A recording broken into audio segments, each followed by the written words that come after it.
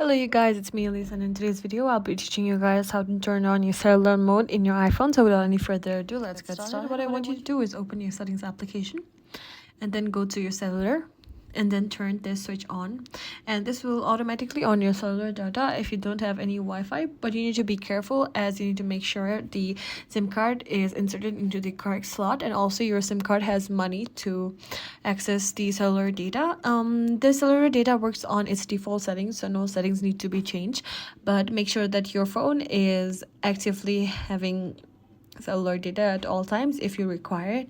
So another easy way to turn on cellular data is by going to your notification bar by scrolling down on the Wi-Fi button, and here you can see the second option next to the airplane is your cellular data button. So click on it to open it, and if you don't have data on the go or a data anywhere else necessary but you need to access the Wi-Fi, you can turn on your cellular data. I hope this video was very helpful.